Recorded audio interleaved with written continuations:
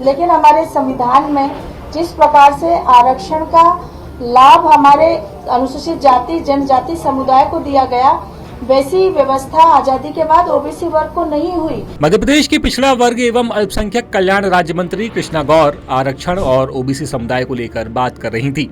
इसी दौरान मंत्री ने अपने बयान में जिक्र किया कि ओबीसी वर्ग को एससी और एसटी जैसा फायदा नहीं मिला है। आजादी के बाद निश्चित रूप से एक बड़ी आबादी ओबीसी वर्ग की इस देश में निवास करती है, लेकिन हमारे संविधान में जिस प्रकार से आरक्षण का लाभ हमारे अनुसूचित जाति जनजाति समुदाय को दिया गया, वैसी व्यवस्था आजादी के बाद ओबीसी वर्ग को नहीं हुई।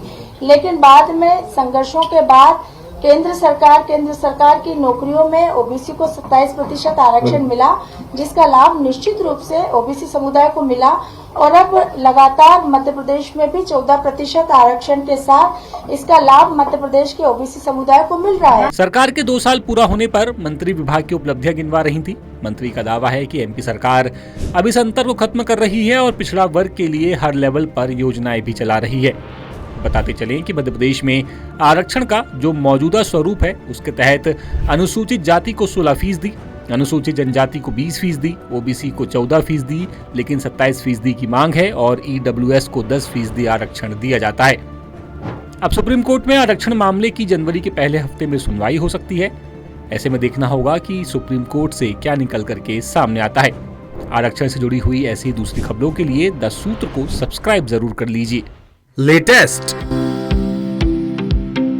इन्वेस्टिगेटिव और इन डेप्थ खबरें देखने के लिए ज्वाइन कीजिए द सूत्र का व्हाट्सएप चैनल, सब्सक्राइब कीजिए यूट्यूब चैनल, लाइक कीजिए फेसबुक पेज और पढ़ते रहिए www.daसूत्र.com।